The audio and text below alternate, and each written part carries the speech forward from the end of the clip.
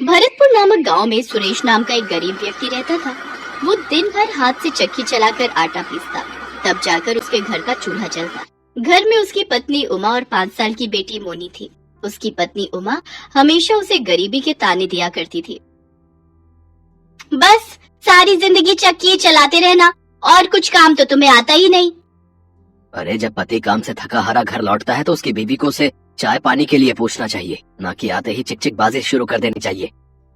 आए बड़े जैसे कि कोई अंबानी हो ना, जो नोटों की गड्डी लाकर मुझे दे रहे हो। 3 दिन से चावल खाने का मन है मेरा, लेकिन पति आटा चक्की चलाने वाला क्या मिला, मानो चावल से तो रिश्ता ही छूट गया मेरा। बाबा ये लो पानी। ला मेरी बेटिया, जुग जुग जियो। सुरेश के घर ये रोज का काम था। उसकी पत्नी हमेशा पैसों के लिए उसको ताने देती। एक दिन सुरेश बड़ी मेहनत से आटा पीस रहा होता है कि तभी एक तेज आंधी तूफान आता है और उसका सारा आटा अपने साथ हवा में उड़ा कर ले जाता है। ए आंधी, रुक रुक रुक रुक जरा, तुझे तो मैं बताता हूँ। सुरेश उस आंधी के बवंडर के पीछे पीछे दौड़ने लगा। कुछ देर बाद वो बवंडर एक पर्वत पर आकर रुक गया। ए आंधी, मेरा आटा मुझे लौटा दे। मैं अपने ग्राहकों को क्या जवाब दूंगा? कुछ गरीब को क्यों परेशान कर रही है? तभी उस आंधी में से एक औरत का चेहरा नजर आने लगा, लेकिन आटा तो सारा उड़ गया। मुझे नहीं पता, तू कुछ भी कर, लेकिन वो आटा तो मुझे जल्द से जल्द लौटा दे। वो आटा तो मैं तुम्हें अब नहीं लौटा सकती, लेकिन मेरे पास तुम्हें देने के लिए कुछ है। तभी उस घूमते हुए आंधी के बवंडर से एक पीतल का टिफिन बाहर निकला। अरे ये क्या है? ये एक जादुई टिफिन है, इससे तुम जो भी मांगोगे वो तुम्हें मिल जाएगा। ये तुम्हारी सभी मांगे पूरी करेगा, लेकिन इसके लिए तुम्हें पहले ये मंत्र बोलना होगा। ऐ मेरी जादुई टिफिन, कर दे मेरी मुराद पूरी, जो मैं मांगू मिल जाए मुझको, रहे न कोई ख्वाहिश अधूरी, जल्दी से इस टिफिन को भर दे तू आटे से। सचमुच बड़े ही कमाल का है ये तो। सुरेश खुशी खुशी उस पीतल के टिफिन को लेकर अपने घर पहुंचा। घर में सुरेश की पड़ोसन और उमा की सहेली बिंदु आई हुई थी। उसकी नजर पीतल के उस टिफिन पर जाती है। इस कंगले के पास ये पीतल का टिफिन कहाँ से आया?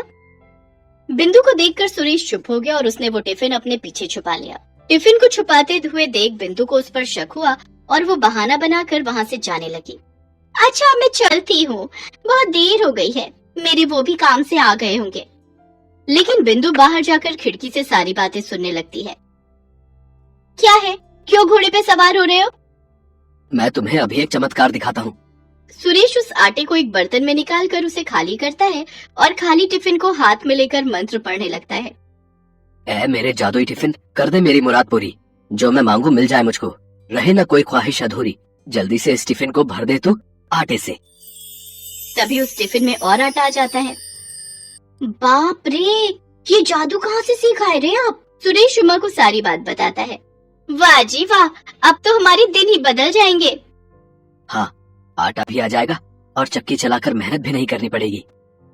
अगले दिन जब सुरेश किसी काम से बाहर गया था और उमा मोनी को लेने स्कूल गई थी, तो बिंदु चुपके से उनके घर गई और वो जादुई टिफिन उसने चुरा लिए और वहाँ हूबहू वैसा ही पीतल का टिफिन रख दिया। अगले दिन सुरेश को जब आटा पीसने का ऑर्डर मिला तो उसने अपने उस टिफिन का इस्तेमाल करना शुरू किया, लेकिन उसके बार बार मंत्र पढ़ने के बाद भी जब उसमें से कुछ नहीं निकला तो वो गुस्से में चिल्लाते हुए कहने लगा, उस आंधी ने मुझे धोखा दिया है, उसने सिर्फ एक ही दिन का जादू मुझे दिया था।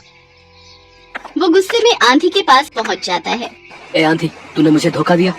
लेकिन मैंने तो तुम्हें कोई धोखा नहीं दिया। ये रखो अपना जादुई टिफिन, ये तो अब बिल्कुल भी काम नहीं कर रहा है। लेकिन ये तो वो टिफिन है ही नहीं जो मैंने तुम्हें दिया था। अच्छा, तो क्या अब मैं तुमसे झूठ बोल रहा हूँ? तभी उस आंधी ने अपने जादू से एक बड़ा टिफिन निकाल कर उसको दे दिया। ये बड़ा जादुई टिफिन है, तुम इसमें जितना चाहो उतना आटा मांग सकते हो, लेकिन इसको इस्तेमाल करते वक्त तुम्हें ये मंत्र पढ़ना है। ऐ मेरे बड़े जादुई टिफिन, कर दे मेरी मुराद पूरी, जो मैं मांगू मिल जाए मुझको, रहे न कोई ख्वाहिश अधूरी, जल्दी से इस बड़े टिफिन को भर दे तू आटे से। तभी वो बड़ा सा टिफिन आटे से भर जाता है।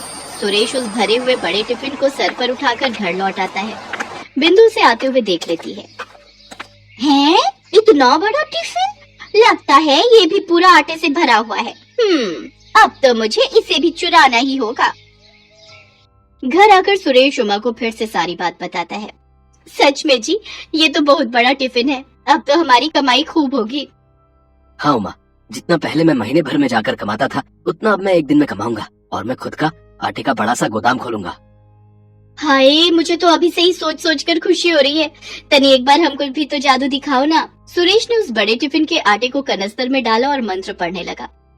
ऐ मेरे बड़े जादुई टिफिन, कर दे मेरी मुराद पूरी, जो मैं मांगू मिल जाए मुझको, रहे ना कोई ख्वाहिश अधूरी, जल्दी से इस बड़े टिफिन को भर दे तू आटे से।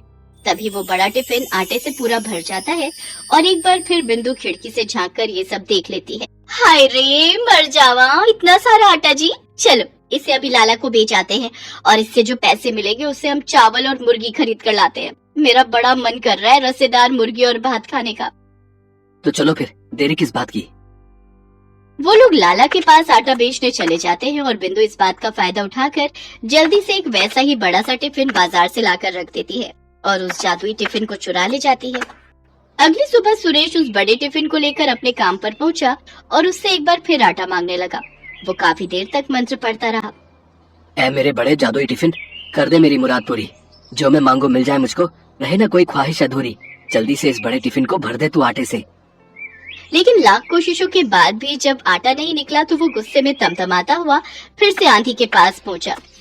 जादुई आंधी, तुमने एक बार फिर मुझे धोखा दिया। नहीं, मैंने तुम्हें कोई धोखा नहीं दिया। झूठ, एकदम झूठ। तुम जब भी मुझे कोई जादुई टिफिन देती हो तो उसका जादू एक दिन के बाद ही खत्म हो जाता है। ये कैसे हो सकता है? आंधी ने जब उस बड़े टिफिन को देखा तो वो समझ गई कि ये वो जादुई टिफिन नहीं है। इस बार मैं तुम्हें एक ऐसी चीज दूंगी जिससे तुम्हें समझ आ जाएगा कि मैंने तुम्हें धोखा नहीं दिया। आंधी अपने जादू से एक डंडा निकालकर सुरेश को देती है। लेकिन इस डंडे का भला मैं क्या करूंगा? इसको तुम ले जाकर अपने घर पर रख देना और जब तुम्हें वो चोर मिल जाए तो उससे कहना, ऐ मेरे जादुई डंडे, दिखा दे तू अपना कमाल, जो भी आए तुझे चुराने उसका तू कर दे धमाल।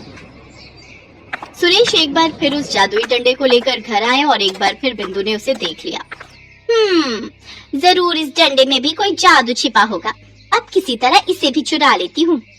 अगले दिन मोनी जब स्कूल गई हुई थी तो सुरेश और उमा ने घर से बाहर जाने का नाटक किया और दरवाजा खुला छोड़कर चले गए। इस बाट में बैठी बिंदु जल्दी से उनके घर के अंदर जाती है और उस डंडे को चुराने की कोशिश करती है। लगता है सभी बाहर गए हैं। जैसे ही बिंदु ने उस डंडे को हाथ लगाया तभी सुरेश और उमा वहां आ गए और सुरेश ने मंत्र पढ़ना शुरू किया।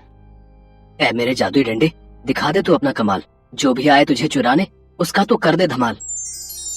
तभी वो डंडा बिंदु को पीटने लगा। अरे रे, मर गई रे, मर गई। हाय दैया, कोई मुझे बचा लो।